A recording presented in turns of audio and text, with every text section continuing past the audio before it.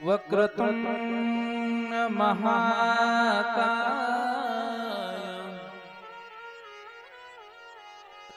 सूर्यकोटि समप्रभ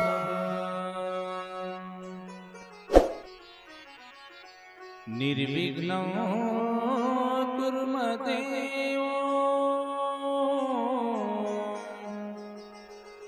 शुभकार्येषु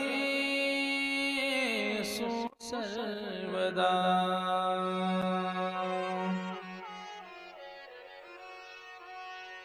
ध्येयं सदा परिभवग्नमष्टदोषं तीर्थास्पदं शिवविरचिनुतं शरण्यम् भृत्यार्तिहं प्रणतपाल भवाब्धिपोतं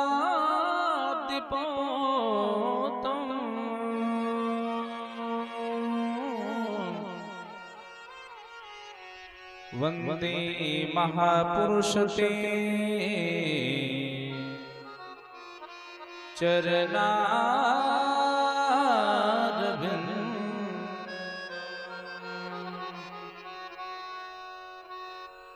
वंशी विभूषित करानवनीरदाभा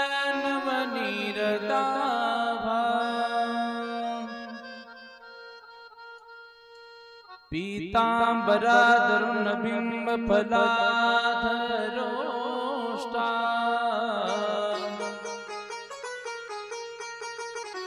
पूर्णेन्दु सुंदर मुखादर बिंद नेत्रा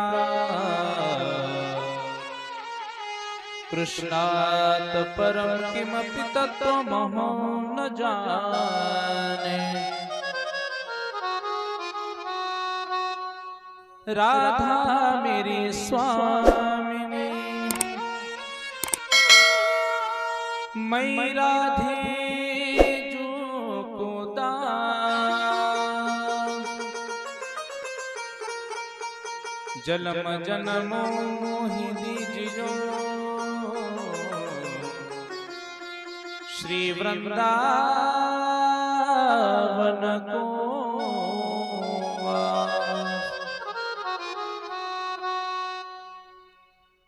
मुक्ति कहे गोपाल से मेरी मुक्ति बता दो। ब्रजरज मोड़ मस्तक लगे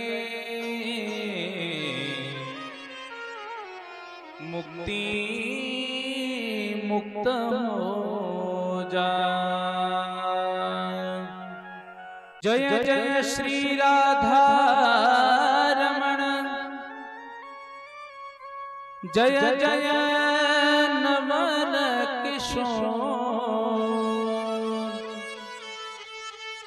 जय गोपी चित्त चोर प्रभु जय जय माखन जय गोपी चित्त चोर प्रभु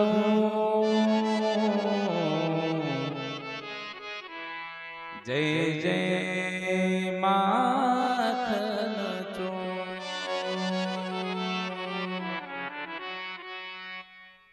राधा राधा रटते जाय भव बाधा मिट जाय कोटि जन्म की आपदा श्री राधा नाम से जाय।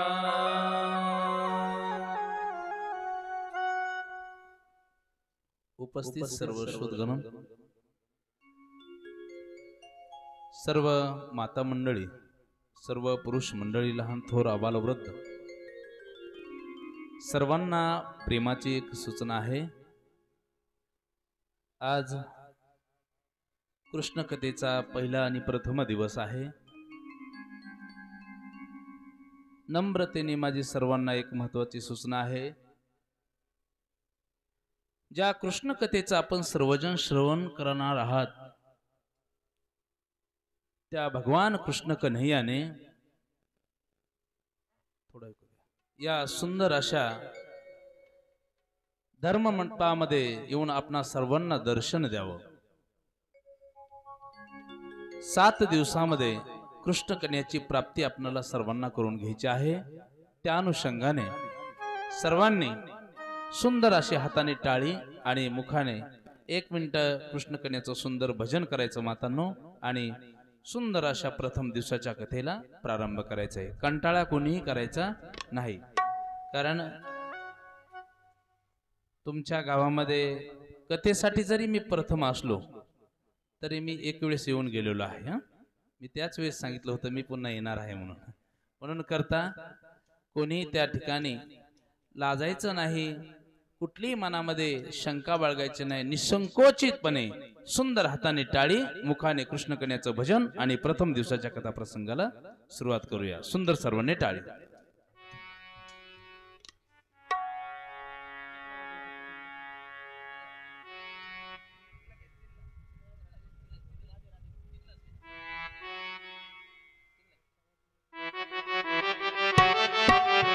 एक साथ ताली सर्वांनी, एक साथ जय हो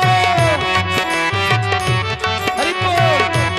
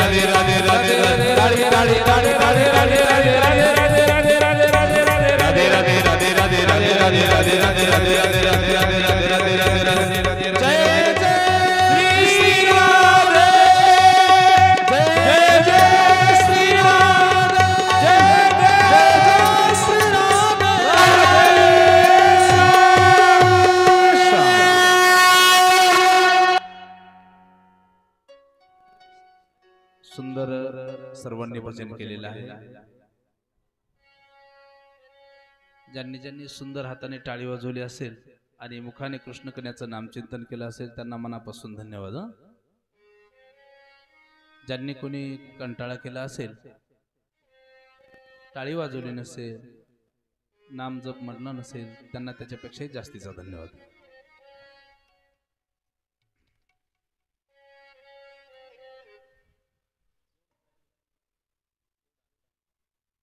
सुंदर अशा कृष्ण कथेला सुरुवात करायची आहे. सर्वांना एक महत्वाची सूचना आहे, कथा संपेपर्यंत कोणीही त्या ठिकाणी उठून जायचं नाही.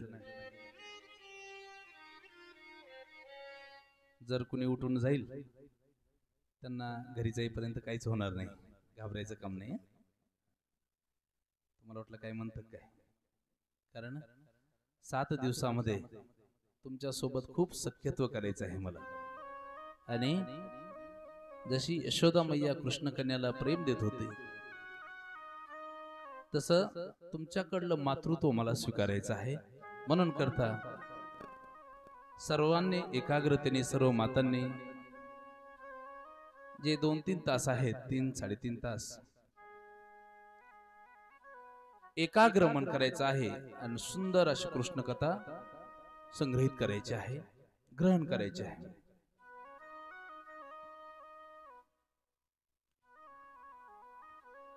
मंगलम भगवान विष्णु मंगलम गरुड़ध्वजा मंगलम पुंडरीकाक्षो मंगलाय तनयो हरि.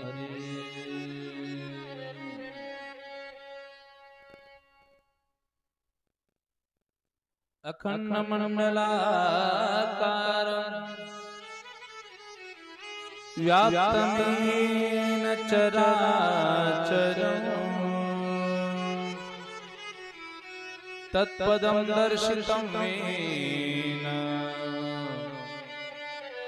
तस्मै श्री गुरुवे नमः.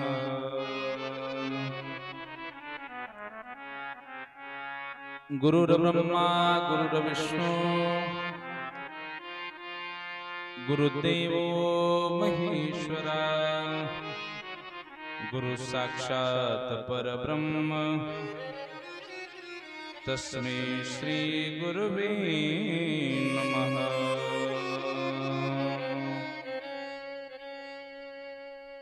सच्चिदानंद रूपाय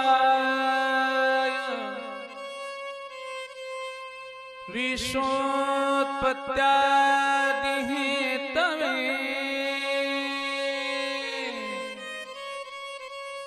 तापत्रय विनाशाय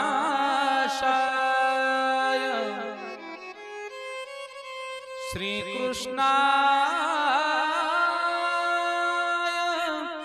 वयं नमः.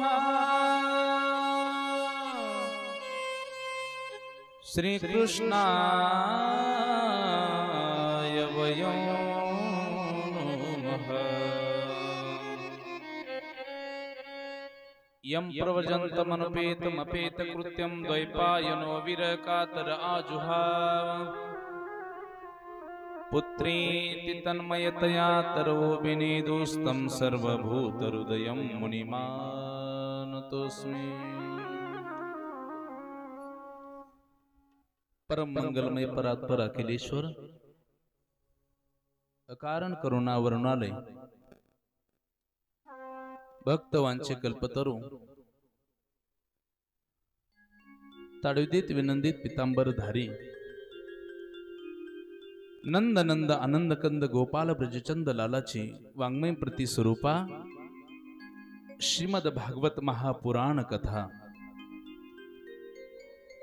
सप्ताह श्रवण विधी कुमारे तत्र भाषितः या नियमाला अनुसरून आज आपल्या कथेचा प्रथम दिवस आणि प्रथम दिवसाच्या कथा प्रसंगाला सुरुवात करत असताना अखिल कोट ब्रह्मांड नायक भगवान श्री कृष्ण कन्हैया या भगवंताला त्या ठिकाणी मनोमय त्या ठिकाणी नमस्कार करायचा आहे। भगवंताची आल्हाददायिनी भक्तीचं स्वरूप असणारी राधाराणी, या राधाराणीच्या चरणावरतीही साष्टांग प्रणिपात करायचा आहे। कैवल्य साम्राज्य चक्रवर्ती विश्व माऊली ज्ञानेश्वर महाराज वैराग्य राग रसिक श्री संत तुकोबाराय, शांतीचे सागर एकनाथ महाराज, प्रेमाचं स्वरूप नामदेव महाराज, नवे नवे तर अखिल संत मांदियाळी, या सर्व संतांच्या निस्सीम अशा कृपेने पवित्र असणाऱ्या पुण्यसलील असणाऱ्या या हस्ते पिंपळगाव या गावामध्ये घडून आलेला हा सुवर्ण योग आहे। कारण मला असं वाटतं मातांनो, अखंड हरिनाम सप्ताह म्हटलं की दिवाळी आणि दसऱ्याचा जो आनंद असतो ना, त्याच्यापेक्षाही खूप मोठा आनंद या 7 दिवसामध्ये तुम्हाला भेटणार आहे। बरोबर आहे? ज्यांनी 2 वर्ष कथा ऐकली असेल, अशा संपूर्ण माता मंडळीला उत्सुकता लागलेली असेल, कधी सप्ताहाचा पहिला दिवस येतो, कधी कृष्ण कथेला सुरुवात होते आणि भगवंताच्या विशिष्ट अवताराचं चरित्र आम्हाला कधी ऐकायला मिळेल, अशी उत्सुकता लागलेली असते। त्या अनुषंगाने आज सुंदर या गावामध्ये अखंड हरिनाम सप्ताहामध्ये दुपारच्या सत्रामध्ये माझ्याकडे आलेली ही सुंदर अशी भागवत रूपी पुष्पांजली तुमच्या समोर समर्पित करत असताना मनस्वी खूप आनंद होतो। कारण या संपूर्ण कथेचं नियोजन सर्व माझ्या माता मंडळीकडे आहे असं मी ऐकलंय। खूप सुंदर तुम्ही नियोजन करून तुमच्या माध्यमातून पंच कमिटीच्या कडे तुम्ही जी मागणी केली, त्या कमिटीच्या माध्यमातून तुमच्या गावामध्ये येण्याचा सुवर्ण योग मला प्राप्त झाला। मी माझ्या स्वतःचं भाग्य समजतो आणि समस्त ग्रामस्थ मंडळी यांचंही खूप मोलाचं सहकार्य आहे, उत्कृष्ट संशिष्टीम आहे, त्यांनाही मनापासून धन्यवाद। सुंदर अशा कृष्ण कथेसाठी त्यांची सुंदर अशी संगीताची मला साथ आहे। असे महाराष्ट्रातील सुप्रसिद्ध कीर्तनकार, कथाकार आणि सुंदर असे तबलावादक आदरणीय परममित्र योगेश महाराज यांचं सर्वांनी टाळ्यांच्या गजरात आपल्या गावामध्ये स्वागत करायचं आहे। सुंदर तबला व गायनाची साथ करतायत। त्याचप्रमाणे सुंदर ज्यांचं कीबोर्ड वादन आहे, सुंदर ज्यांचं गायन आहे, असे माझे जिवलग दुसरे मित्र असणारे वेणुनाथ महाराज यांचंही टाळ्यांच्या गजरामध्ये स्वागत करायचं आहे। पॅडवरती ज्यांची साथ आहे असे ओम महाराज मोटेकर यांची पण सुंदर साथ आहे, त्यांनाही मनापासून धन्यवाद। आणि आता याच्यापेक्षा टाळ्या वाजवायच्या तुमच्यासाठी एकदा। तुम्ही म्हणाल महाराज आमच्यासाठी टाळ्या का? तर त्याचं कारण आहे, तुम्ही जर कोणीच या मंडप मध्ये येऊन नाही बसलात मातांनो, तर आपल्या कथेला तेवढी शोभा येणार नाही। आम्ही किती उत्साह असलो तरी आम्ही मंडपला कथा सांगू शकत नाही, म्हणून तुमची उपस्थिती ही खूप महत्वाची असते। चला, सर्वांच्या साथीमध्ये सुंदर अशा कथेला सुरुवात होते। पुनश्च एकदा सर्व गावातलं तरुण मंडळ असेल, कमिटी मंडळ असेल, सगळ्यांना मी मनापासून धन्यवाद देतो आणि कथेला सुरुवात करूया। काय आहे भागवत महापुराण मातांनो? गेल्या 2 वर्ष तुम्ही त्या ठिकाणी कथा श्रवण केली। पहिल्या वर्षी तुम्ही कथा ऐकली, दुसऱ्या वर्षी कथा ऐकली। कथा ऐकून जीवनामध्ये काहीतरी आपल्याला बदल करता आला पाहिजे, तरच कथेचं फळ भेटलं। जर आपल्या जीवनात काहीच बदल होत नसेल तर कथा ऐकूनही उपयोग नाही. म्हणून आपल्याला नेमकं कथेचं फळ काय आहे हे समजून घ्यायचं आहे. एक महत्वाची गोष्ट तुम्हाला सांगेल, कल्पतरूपेक्षा कितीतरी श्रेष्ठ असणारा महान श्रीमद भागवत महापुराण ग्रंथ आहे. कारण आज माणसाकडे सर्व गोष्टी आहेत. धन आहे, पैसा आहे, मान आहे, पैसा आहे, गाडी आहे, माडी आहे, पण माणसांचा आज आनंद हरवलेला आहे. त्याचं कारण काय? कारण सर्व गोष्टी उपलब्ध असूनही माणसाला सुख प्राप्ती नाही, आनंद भेटत नाही. मग हा आनंद कुठे भेटेल? तर व्यासांनी सुंदर याचं वर्णन केलेलं आहे. जर तुम्हाला खऱ्या सुखाची प्राप्ती करून घ्यायची असेल, खरा आनंद उपभोगायचा असेल, तर त्यासाठी तुम्हाला भागवत महापुराण ऐकावं लागेल. भागवत महापुराण जर तुम्ही ऐकलं तर तुम्हाला तुमच्या मनाला समाधान प्राप्त होणार आणि खरा आनंद तुम्हाला प्राप्त होणार. म्हणून सांगायला आवडेल, बोलायला आवडेल, जिथे भगवंताच्या चरित्राचं गान, जिथे भगवंताच्या चरित्राचं गान, तिथेच मिळेल तुम्हाला आनंदाचं दान. म्हणून तुम्हाला 7 दिवस ऐकायचं आहे भागवत महापुराण, भागवत महापुराण. म्हणून 7 दिवसामध्ये आपण त्या ठिकाणी तो आनंद प्राप्त करून घ्यायचा आहे. 7 दिवसामध्ये गोपिकांचं प्रेम काय असतं, भगवंताच्या वेगवेगळ्या अवताराचं चरित्र 7 दिवसामध्ये आपल्याला श्रवण करायचं आहे. आणि सुंदर प्रेम काय असतं ते एकमेकांना प्रेम आपण त्या ठिकाणी वाटायचं आहे. कथेमधून ती फलश्रुती आपल्याला होणार आहे. म्हणून करता या भारतीय संस्कृतीची विचारधारा जोपासण्यासाठी अज्ञान रूपी अंधकारामध्ये जे भक्त आहेत, जी युवा पिढी आहे, या युवा पिढींच्या मनामध्ये संत विचार रुजवण्यासाठी भागवत महापुराण आहे. बोलो राधे राधे. तुम्ही याच्या आधी कधी राधे राधे म्हणत होतात ना? मग तुमचा आवाज का मला लाजता का? असं नाही ना. राधे राधे और जोर से बोलना पड़ेगा. राधे राधे, राधे राधे तो बोलना ही पड़ेगा, नहीं तो काम नहीं बन जाएगा. सर्वांनी 7 दिवस राधे राधे म्हणायचं. तुम्ही म्हणाला महाराज राधे राधे काय असतं? तर ते असं असतं मातांनो, राधे राधे म्हणजे राधा म्हणजे भगवंताची काय पत्नी नाही किंवा नवरी नाही. राधा म्हणजे कोण आहे ऐकायचं तुम्हाला. ऐका. राधा, राधा या शब्दाचा उलट काय होतो? राधा उलट काय होतं? उलट शब्द बोला तो. राधा, धा रा. भगवान श्रीकृष्ण कन्याच्या नामाची सदैव वाहणारी जी धारा आहे ना, तिला म्हणतात राधा. म्हणून राधा राधा किंवा राधे राधे म्हटल्याशिवाय कृष्ण कन्या आपल्याला भेटणार नाही, तो आपल्याकडे येणारही नाही. म्हणून करता काय म्हणायचं आहे? राधे राधे. तरी पण हळूच. मला वाटतं तुमच्याकडे उपवास धरतात का 7 दिवस? तुमच्या बकट बघून असं वाटतं की सकाळपासून तुमच्या पोटामध्ये अन्नाचा कणही नाही. आवाजच तशा पद्धतीचा तुमचा निघायला लागलेला आहे.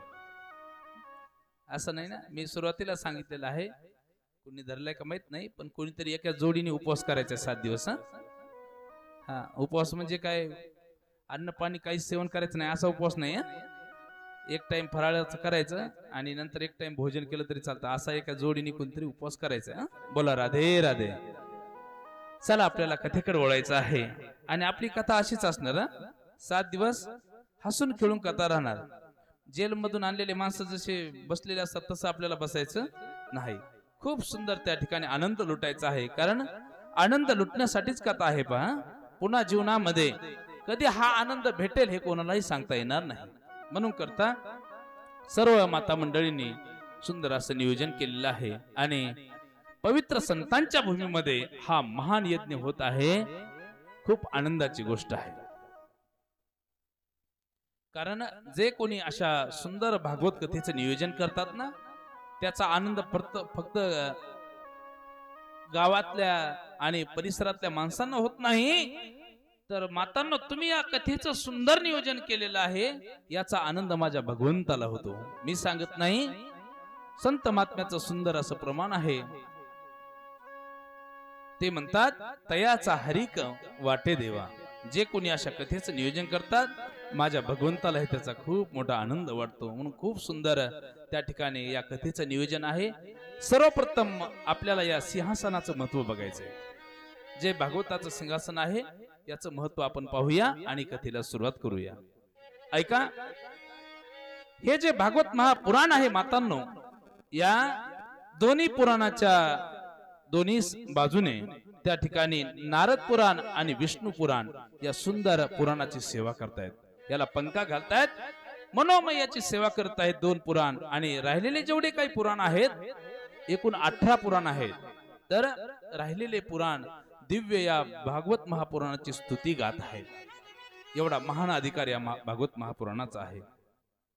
म्हणून या भागवत महापुराणाला त्या ठिकाणी कोटी कोटी प्रणाम करायचा आहे. आणि सुंदर त्या ठिकाणी या महापुराणाला सुरुवात करायची आहे. पुराण कशाला म्हणतात आणि महापुराण कशाला म्हणतात हे लक्षात असू द्या. ज्या पुराणामध्ये 5 लक्षण आहेत त्याला पुराण म्हणतात. 5 लक्षणांयुक्त जे असतं त्याला पुराण असं म्हणतात. आणि 10 लक्षणांनी युक्त जे असतं त्याला महापुराण असं म्हणतात. या 10 लक्षणांनी युक्त असणाऱ्या भागवत महापुराणाला त्या ठिकाणी सुरुवात करत असताना ऐकणारे जे श्रोते आहेत, पुरुष मंडळी असतील, महिला मंडळी असतील, गायक वादक असतील, कथाकार महाराज असतील, यांना सांगतात की तुमच्यासारखे भाग्यवान तुम्हीच. कारण कथा ऐकायला सहज माणूस कोणीही येऊ शकत नाही. मातांनो, आपल्या गावात एवढ्याच मातात का अजून आहेत? अजून भरपूर असतील. एवढ्याच असतील ना, याच्यापेक्षा डबल टिबल असतील. मग कथेला एवढ्याच का आल्या? त्यांचं माझं भांडण पण झालेलं नाही, बांधाला बांध पण नाही, तरी का एवढ्याच आल्या? त्याचं कारण सांगेल तुम्हाला. ज्याचं पूर्वजन्माचं पुण्य उदयाला आलं असेल, तुमच्या पूर्वजांची पुण्याई ज्यावेळेस उदयाला येईल त्यावेळेस तुम्हाला कथा ऐकायला भेटते. या भागवत महापुराणामध्ये एक श्लोक असा आलेला आहे, जन्मांतरे भवेत् पुण्यो तदा भागवतो लभेत् भागवतो लभेत्. जन्मांतरे, एक जन्मांतरे अनेक वचन वापरलेलं आहे. कितीतरी जन्मातलं पुण्य तुमचं उदयाला आलं मातांनो, तेव्हा तुम्ही कृष्ण कथा ऐकायला आलात. ज्यांचं आज पुण्य उदयाला आलं नसेल ते आज घरी बसलेले असतील, कुणी शेतात असतील, कुणी कापूस विकत असतील, स्वतःच्या शेतातला याच्यात असतील, कुणी दुसऱ्याच्या शेतातला चोरून आणत असतील. आपल्याकडे चोरी नाहीत ना करत. महाराज तुम्हाला काय सांगू, इकडे 10-12 रुपये किलो असेल वेचायला, है ना. 3 तासाची 4 तासाची कथा ऐकण्यापेक्षा 50 किलो जरी कापूस झाला तरी 500 रुपयाचा व्हायला लागला. 500 रुपये सोडून तुमच्या कथेला कुठे यावं असं नाही ना मातांनो. उद्यापासून आपला पूर्ण मंडप भरला पाहिजे, पूर्ण मंडप भरला पाहिजे. जेवढ्या चटाया टाकलेल्या आहेत, जेवढा हा मंडप दिलेला आहे हा पूर्ण भरला पाहिजे. आणि एक खात्रीने तुम्हाला एक गोष्ट सांगेल, ऐका. पहिला दिवस आहे, सुरू उशिरा कथा झाली, उद्यापासून बरोबर टायमाला होणार. सगळ्यांच्या मनोकामना पूर्ण होणार 7 दिवसामध्ये. 7 दिवसामध्ये मातांनो तुमचा मुलगा या नात्याने तुम्हाला एक गोष्ट सांगेल, तुम्हाला नक्की माझ्या कृष्ण कन्याचं दर्शन घडून देणारच, याच्यामध्ये कुठलीही शंका नाही. आणि तुम्हाला म्हणायची पण गरज पडणार नाही, लई दिसानी काना आला ग, असं तुम्हाला म्हणायची गरज पडणार नाही. तो लाला तुमच्या सोबतच राहणार आणि पुढच्या वर्षीपर्यंत तुम्हाला तो सोडणारच नाही. असं एवढं तुम्हाला 7 दिवसामध्ये माझा कृष्ण कन्या मी तुम्हाला देऊन टाकणार. हा नाही बरं का, हा माझा मी परत घेऊन जाईल, पण साक्षात भगवान कृष्ण कन्याची प्राप्ती तुम्हाला करून देईल. याच्यासाठी माध्यम सांगतात, संत महात्मे सांगतात की कथा सांगणाऱ्यापेक्षाही ऐकणारे जेवढे श्रोतेत ना त्यांचा उद्धार अगोदर होतो. अगोदर श्रोत्यांचा उद्धार होतो आणि नंतर वक्त्याचा उद्धार होतो. त्याचं कारण सांगतो. कथाकार कथा सांगत असताना तुम्ही एक एक एक एक शब्द त्या ठिकाणी संग्रहित करत असतात. वक्ता त्याच्या कथेमध्ये तो मग्न असतो मग ऐकणारा श्रोता जो आहे ना तो तल्लीन होऊन कथा ऐकत असतो, म्हणून अगोदर त्या ठिकाणी श्रोत्याचा उद्धार होतो आणि नंतर वक्त्याचा उद्धार होत असतो. बोलो राधे राधे. म्हणून ज्यांचं ज्यांचं पुण्य उदयाला आलं असेल असे सर्वजण या ठिकाणी कथा ऐकण्यासाठी आलेले आहेत. भागवत किती शब्द आहेत? 4 शब्द आहेत. हे 4 शब्द याचा अर्थ तुम्हाला सांगेल आणि कथेकडे वळूया. भ म्हणजे भक्ती आहे, ग म्हणजे ज्ञान आहे, व म्हणजे वैराग्य आहे आणि त म्हणजे तपश्चर्या आहे. जीवनामध्ये एवढ्या गोष्टी आपल्याला प्राप्त झाल्या, मनुष्य जन्माचं सार्थक झालं. माता नसता हा जन्म असा व्यर्थ जाऊ द्यायचा नाही. कितीतरी जन्म घ्यावं लागतात, नंतर कितीतरी यवन्याला त्या ठिकाणी जावं लागतं, त्यावेळेस मनुष्य जन्म प्राप्त होत असतो. म्हणून करता या ठिकाणी सुंदर या ग्रंथाचं महात्म्य आपल्याला बघायचं आहे आणि महात्म्य बघितल्याच्या नंतर प्रथम स्कंदामध्ये प्रवेश करायचा आहे. भागवताचं त्या ठिकाणी महात्म्य सांगत असताना व्यास महर्षी म्हणतात, पूर्ण या भागवत महापुराणामध्ये भक्तीचं स्वरूप सांगितलेलं आहे. गुह्य असं ज्ञान, वैराग्याचं निरूपण प्रतिपादित केलेलं आहे. भगवंताच्या अनेक लीला या ठिकाणी प्रगट केलेल्या आहेत. नवे नवे साक्षात भगवंताची वाङ्मय प्रति स्वरूपा साक्षात भगवंत मूर्ती म्हणजे भागवत महापुराण आहे. याला ग्रंथ कधीच समजू नका, याला कागद समजू नका, तर साक्षात हा भगवान श्रीकृष्ण कन्हैया आहे. बोलो राधे राधे. तुम्ही म्हणाल महाराजाला काही पुरावा आहे का? तर सुंदर मराठी आरती तुम्हाला सर्वांना पाठच असेल, 2 वर्षामध्ये पाठ झाली असेल. तर त्या मराठी आरतीमध्ये शेवटचं त्या ठिकाणी कडवं आहे.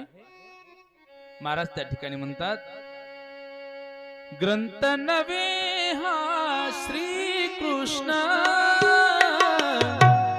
गीते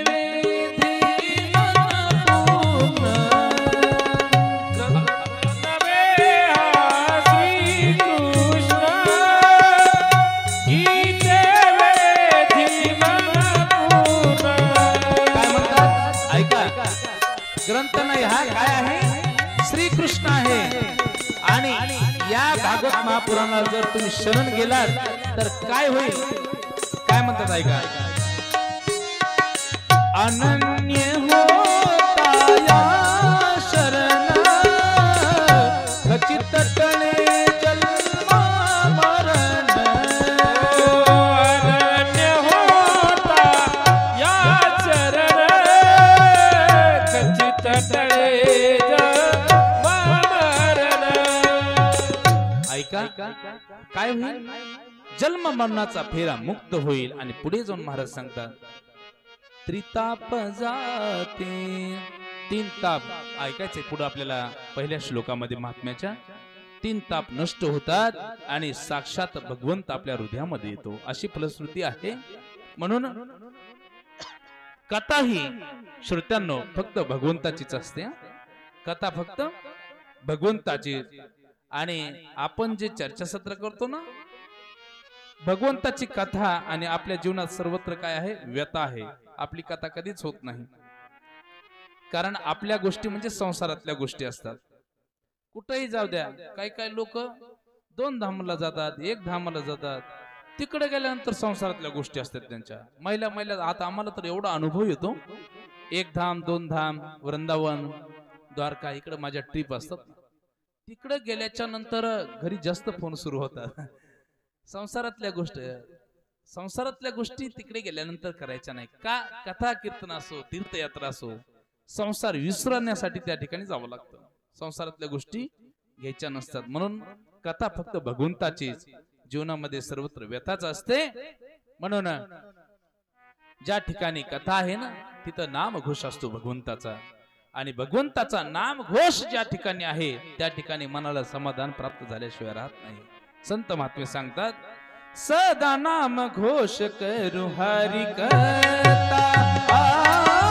सदा नाम घोष करू हरि कथा. सदा नाम घोष करू हरि कथा. सदा नाम घोष करू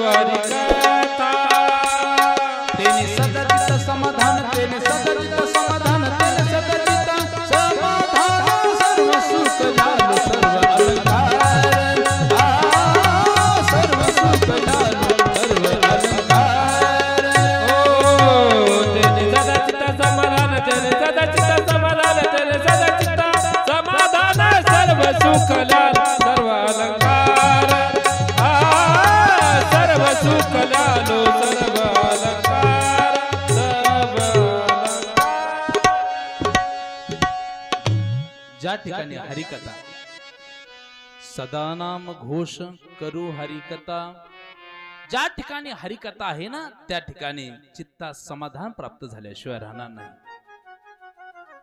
सर्व सुख प्राप्त करून घ्यायचं आहे, तो गोविंद प्राप्त करून घ्यायचा आहे ना श्रोत्यांनो मातांनो, तर भागवत कथेचे श्रवण आपण केलं पाहिजे.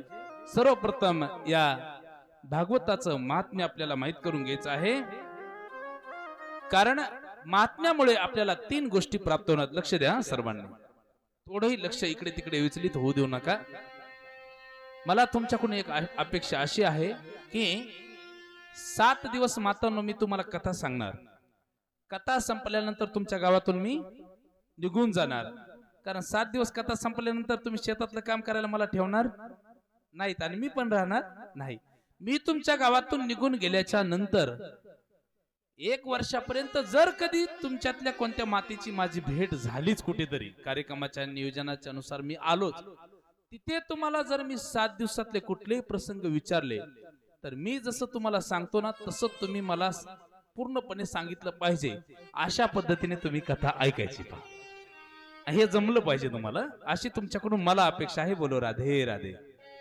आणि नक्कीच तशा पद्धतीने एक क्षणही तुम्ही इकडे तिकडे जर लक्ष नाही दिलं तर तुम्ही तशा पद्धतीची मला कथा पुन्हा सांगू शकता. आता या महात्म्यापासून परीक्षित राजाचा उद्धार होईपर्यंत एकही शब्द इकडे तिकडे जाऊ द्यायचा नाही. ऐका, महात्म्यामधून 3 गोष्टी प्राप्त होणार आहेत, आपल्याला माहित होणार आहेत. एक म्हणजे या भागवत महापुराण ग्रंथाचं श्रवण आपण केल्यानंतर आपल्या जीवनामध्ये आपल्याला काय लाभ प्राप्त होणार, एक पहिली गोष्ट. दुसरी गोष्ट अशी आहे, महाराज या ग्रंथाचं श्रवण करून याच्या अगोदर त्या ठिकाणी कुणाला काही लाभ प्राप्त झालाय का, याच्या अगोदर कुणाला काही फायदा झालेला आहे का. 2 गोष्टी. आणि तिसरी गोष्ट आहे का, या ग्रंथाचं या पुराणाचं कोणत्या पद्धतीने श्रवण करावं लागतं, त्याला सप्ताह विधी म्हणतात. जे कोणी संकल्प सोडतात ना की तो संकल्प पूर्ण करण्यासाठी 2 वर्ष 3 वर्षाची कथा त्या ठिकाणी लावत असतात.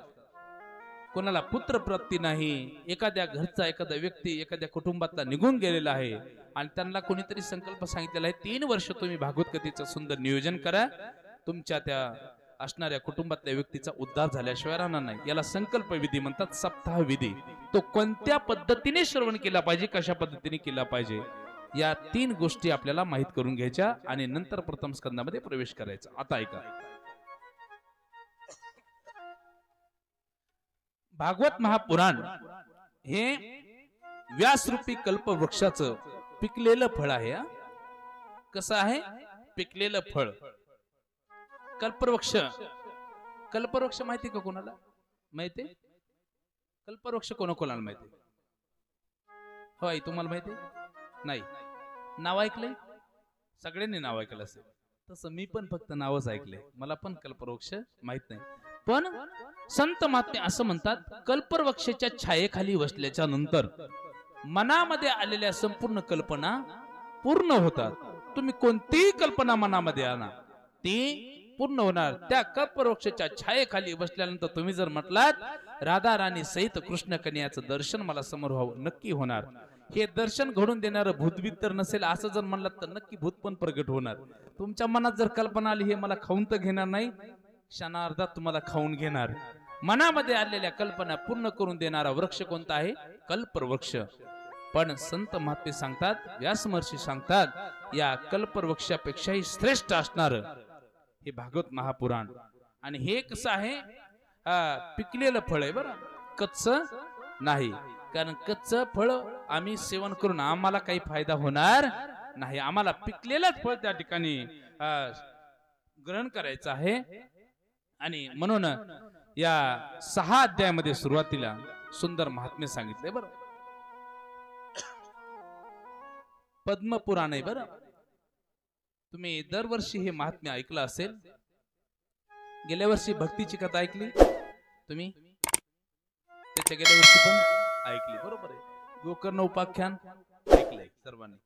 हे भागवत महापुराणामध्ये नाही बरं, हे पद्मपुराणामधले 6 अध्याय सुरुवातीला त्या ठिकाणी व्यास महर्षी अगोदर सांगतात आणि नंतर भागवत महापुराणाला सुरुवात होते. हे पद्मपुराणामध्ये जे 18 पुराण आहेत, या 18 पुराणामध्ये एक पद्मपुराण आहे.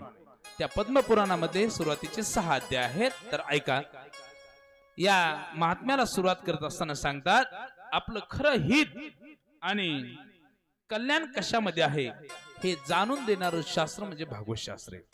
आज फक्त आपल्याला आजच्या दिवसामध्ये ओळख करून घ्यायची ग्रंथाची, आणि उद्यापासून एक एक अवतार, 24 अवतार, भगवंताचे अनेक भक्तांच्या लीला संपूर्ण त्या ठिकाणी श्रवण करायचे. कुठली कथा आपल्याला सोडायची नाही. सुंदर त्या ठिकाणी सांगतायत की आपल्याकडे किती जरी मोठी संपत्ती असली, किती मोठी संपत्ती असू द्या, किती आपण भरपूर पैसे कमवू द्या, आपल्या पूर्वजांनी, आपल्या वडिलांनी, आपल्या आजोबांनी आपल्यासाठी खूप मोठी संपत्ती कमवून ठेवलेली आहे, आणि आपल्याला सहज वाटलं तर ही जर संपत्ती आपल्याला आपल्या पूर्वजापर्यंत पाठवायची आहे, पाठवू शकतो का?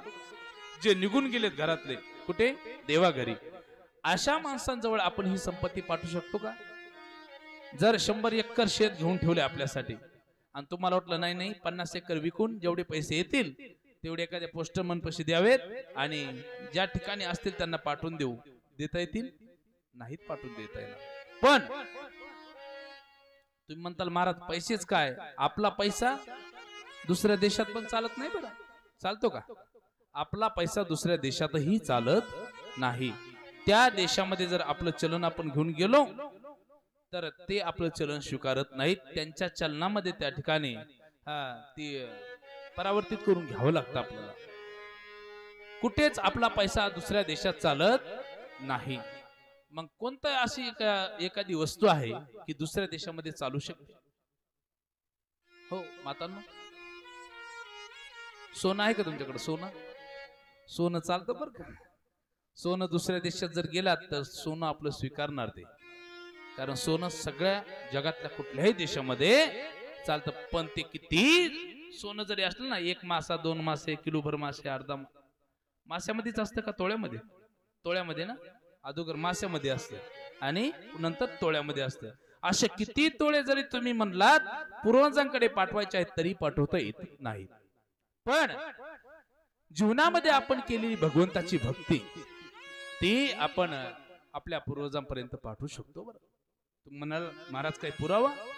तर सुंदर पुरावा आहे. संत महात्मे सांगतात, जर आपला पूर्वज, आपले आजोबा असतील, पंजोबा असतील, आपल्या कुटुंबातल्या व्यक्ती निघून गेल्या आणि त्यांच्या हातून काही दोष घडलेले आहेत, त्यांच्या हातून पाप कर्म काहीतरी घडलेलं आहे, आणि भगवंत त्यांना जर स्वीकारत नसेल आणि भगवंताने स्वीकारावा असं जर आपल्याला वाटत असेल तर भगवंताची भक्ती जर आपण इथे केली तर ती भक्ती आपण तिथपर्यंत पाठवू शकतो. यमाच्या नव्हे तर कुठल्याही दोषातून आपले पूर्वज मुक्त त्या ठिकाणी होऊ शकतात. म्हणून संत महात्मे सांगतात, भगवंताची भक्ती एवढी श्रेष्ठ आहे, ती कथेच्या माध्यमातून तुम्हाला भेटणार. यमाच्या असणाऱ्या त्या ठिकाणी बंदीशाळेतून आपले पूर्वज त्या ठिकाणी आनंदाने त्यांची मुक्तता होऊ शकते. सुंदर प्रमाण देतात.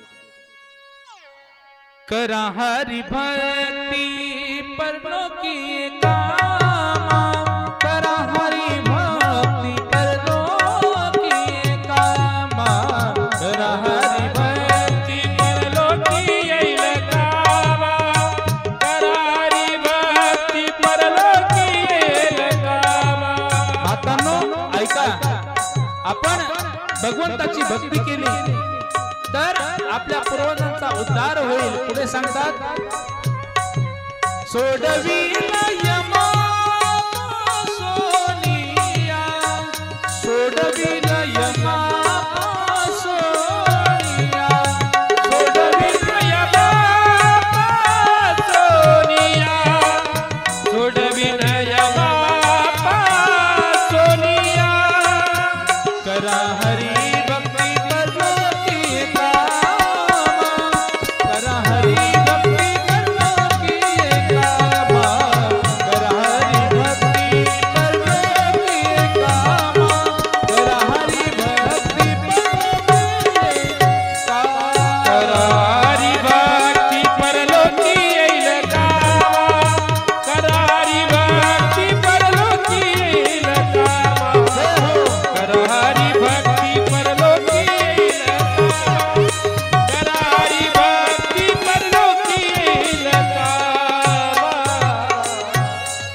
म्हणून भगवंताची आपण भक्ती केली पाहिजे आणि ती जर आपण भगवंताला स्वाधीन केली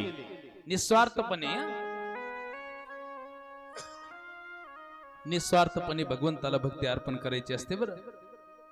पण आपण काय करतो, साधं मंदिरामध्ये जरी दर्शनाला गेलो तरी स्वार्थापोटी दर्शन घेतो.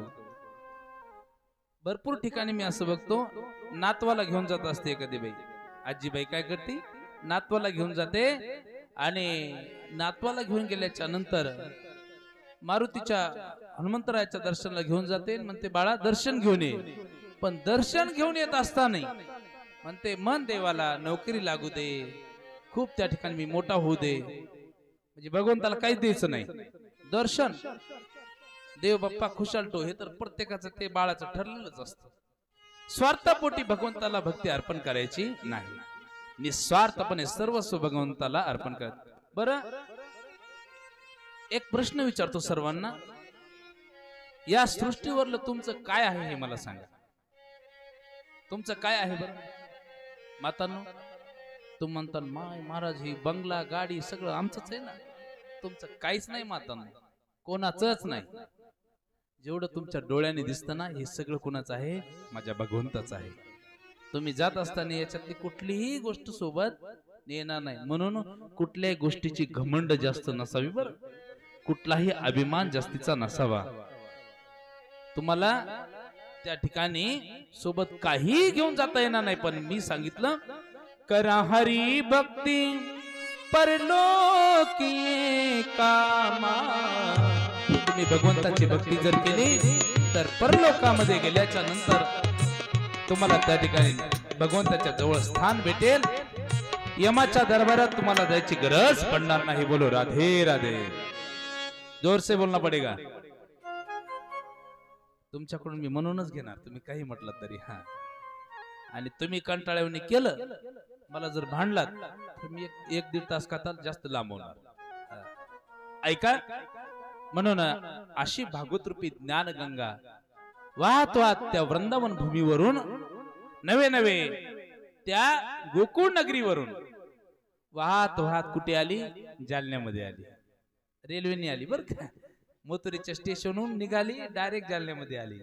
आणि जालन्यावरून या मंठा रोडला येत असताना आपल्या हस्ते पिंपळगावमध्ये आली. मातांनो खरंच भाग्यवान आहेत बरं तुम्ही. कारण ज्या गावामध्ये कथा असते ना ते गाव नसतं, माझ्या कृष्ण कन्याचं वृंदावन धाम असतं. बोलो राधे राधे. म्हणून आज तुमचं गाव हस्ते पिंपळगाव नसून साक्षात वृंदावन धाम आहे. हे कोणालाही सांगा तुम्ही की वृंदावन धाम आमच्या गावामध्ये अवतरलेलं आहे. आणि कृष्ण कन्या राधा राणी सहित 7 दिवस आमच्या इथे मुक्कामाला आहे. तुमच्यासारखे भाग्यवान तुम्हीच. या संधीचं तुम्ही सोनं करून घ्या. या 7 दिवसामध्ये या भागवत रूपी ज्ञान गंगेमध्ये एवढं नाहून घ्या, एवढं नाहून घ्या, मनामध्ये कुठलाही मळ राहिला नाही पाहिजे आणि शुद्ध अंतःकरण झालं पाहिजे. अशा शुद्ध अंतःकरणामध्ये माझा कृष्ण कन्या येऊन राहत असतो. बोलो राधे राधे.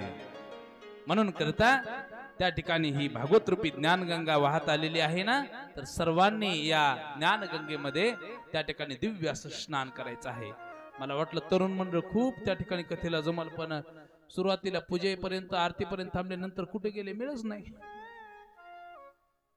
एका गावात मी योगेश महाराज असंच म्हणलो, तुमच्या गावात तरुण मंडळ का नाही येत कथेला?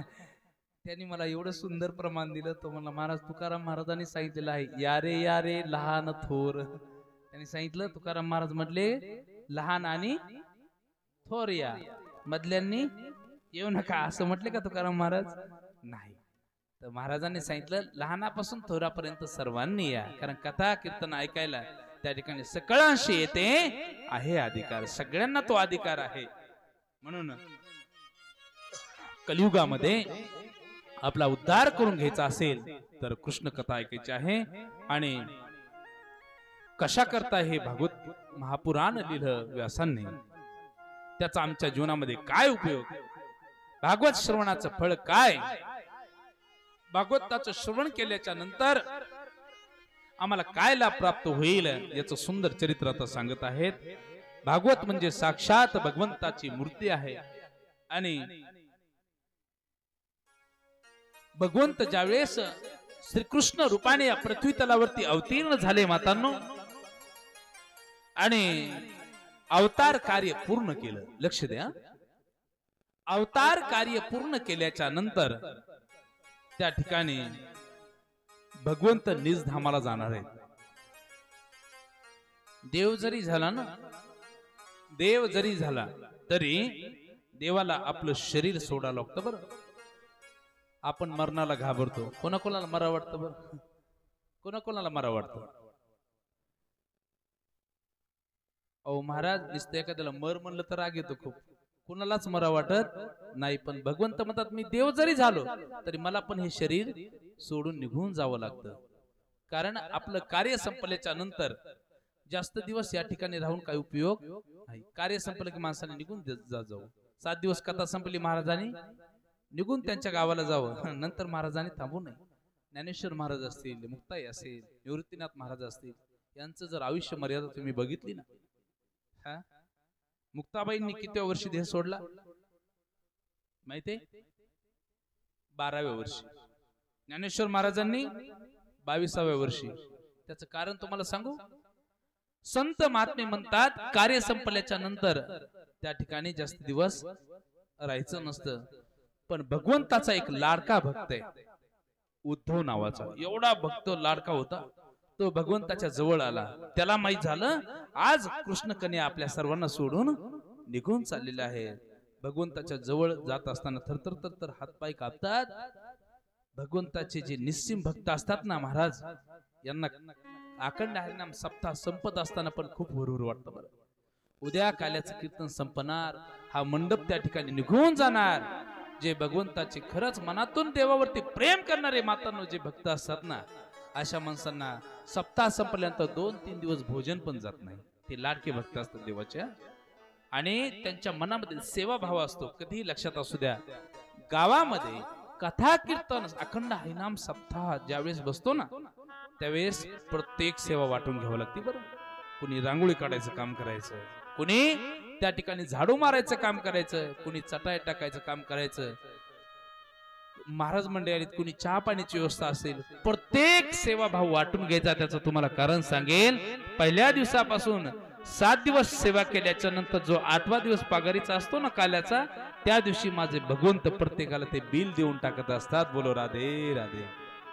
म्हणून 7 दिवस खूप मोठा सेवा भाव मनामध्ये मानून त्या ठिकाणी सेवा करायची असते. बरं, उद्धवजी जवळ येतात आणि उद्धव भगवंताला म्हणतात, देवा